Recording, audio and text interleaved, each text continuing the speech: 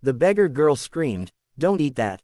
Her voice cracked through the quiet luxury of the five-star restaurant patio, turning heads and freezing forks midair. The billionaire at the center table almost ignored her, almost. If he hadn't seen the terror in her eyes, the kind that doesn't know how to lie, he would have taken the bite that could have ended everything. It was a cold autumn evening in Toronto. Golden leaves rolled across the pavement outside the glass walls of the restaurant, and inside, the city's elite whispered over wine and investment deals.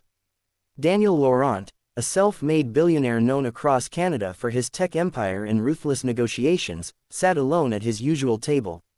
His schedule was precise, his meals measured, his world controlled.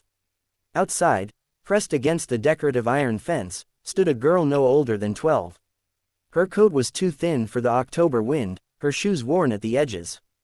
Most people passing by avoided looking at her. Some assumed she was just another runaway, another invisible child in a city too busy to stop. But when the waiter placed Daniel's dessert in front of him, a rich chocolate mousse garnished with raspberries, the girl's face went pale.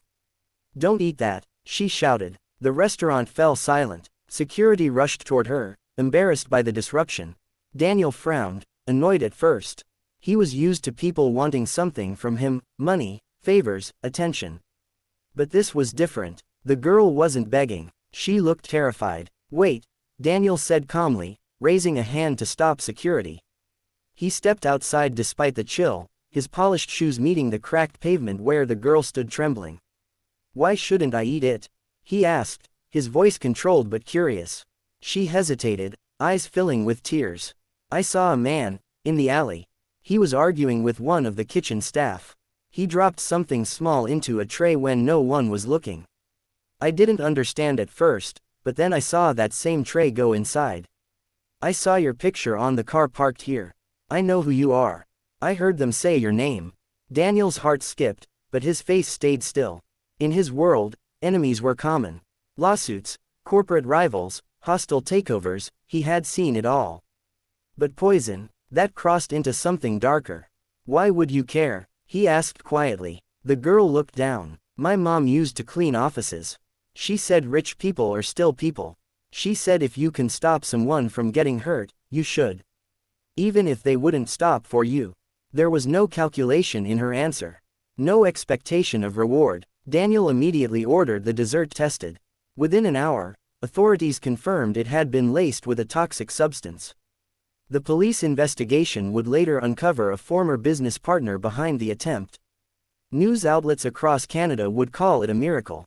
But Daniel knew the miracle had a name. Her name was Amara. She had been living on the streets since her mother passed away from illness the previous winter. The foster system had failed her. She had run away from a home where she felt unwanted. She survived by collecting bottles and sleeping in a shelter when there was space.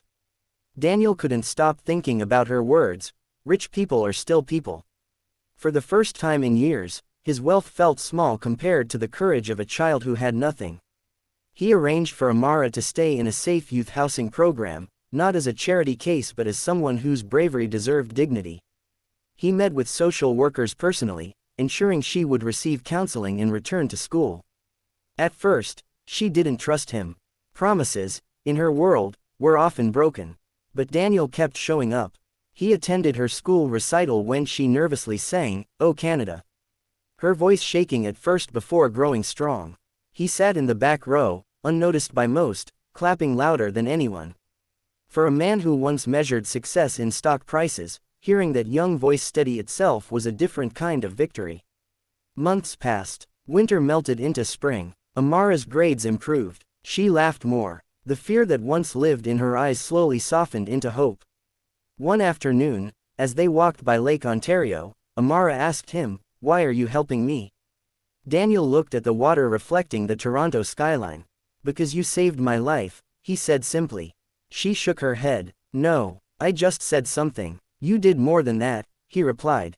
"You cared." That night, Daniel made a decision that would change more lives than just his own. He created a foundation focused on homeless youth across Canada, funding safe housing, mental health support, and education programs. Not as a publicity move, he kept his name quiet at first, but because he finally understood that power means nothing if it only protects you. Years later, at a fundraising event for the foundation, a confident young woman stepped onto the stage. She spoke about courage, about speaking up even when your voice shakes. She spoke about how one choice can change a life.